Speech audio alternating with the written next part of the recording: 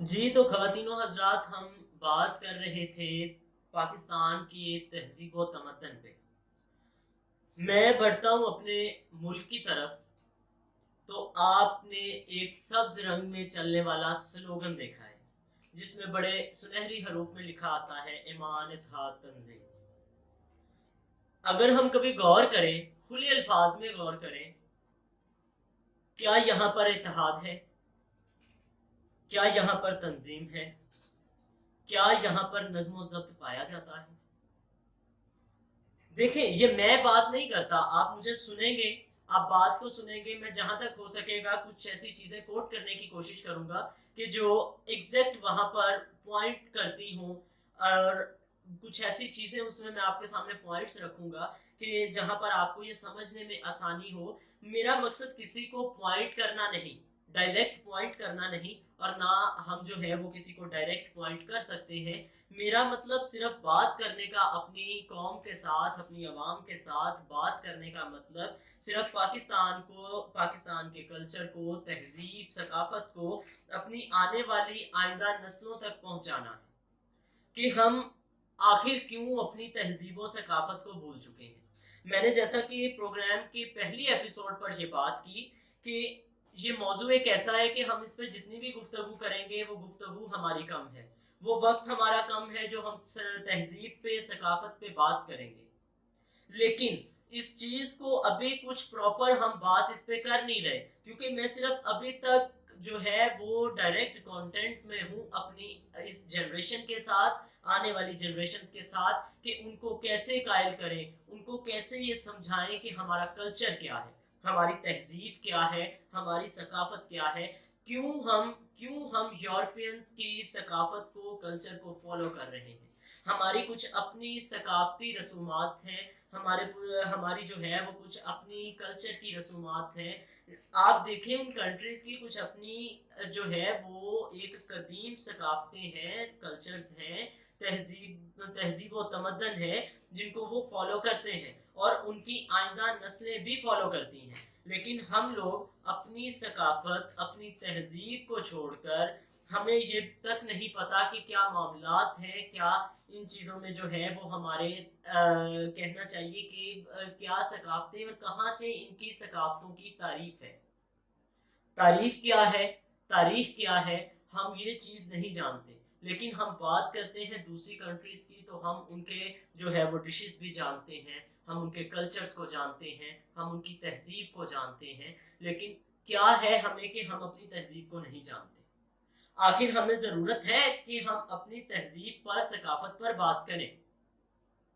اسی کے ساتھ جو ہے وہ میں بات کر رہا تھا خواتین و حضرات کہ ہمارا ایک چلنے والا Pakistan, Islamic republic of Pakistan کا ایک سلوگن ہے ایمان اتحاد تنظیم۔ ایمان ایک اور فہرست میں چلا جاتا ہے۔ ہم بات کرتے ہیں سب سے پہلے اتحاد اور تنظیم پہ، نظم و ضبط پہ، تو کیا یہ چیزیں ہماری قوم میں، ہمارے عوام میں، ہمارے ملک میں پائی جاتی ہیں؟ آپ ایک چھوٹا سا مدعا اٹھائیں اتحاد پر، آپ دیکھیں گے کہ کسی بھی کام کی نوعیت، کسی بھی کام کا لیول چھوٹا ہے یا بڑا ہے، کبھی بھی وہاں پر اتحاد نہیں پایا جائے گا، خصوصاً پاکستانی قوم میں۔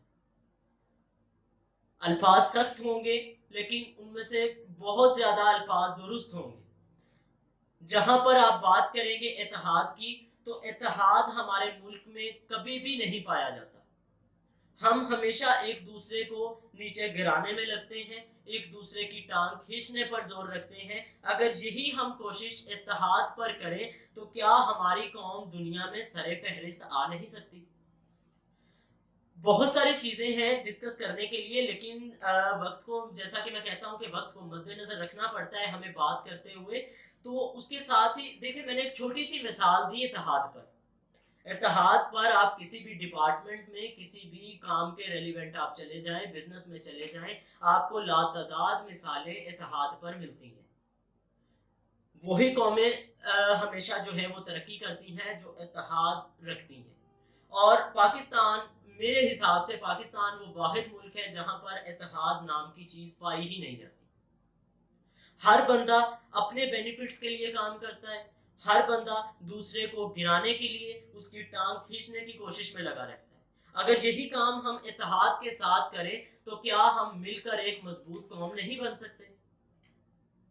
ہم بات کرتے ہیں اس میں اپنے نظم و ضبط پہ۔ نظم و ضبط میں سب سے پہلے جب اگر ہم اپنے پہ اصول لاگو نہیں کریں گے تو کیا ہمیں رائٹ ہے کہ ہم دوسرے پر وہ اصول لاگو کریں؟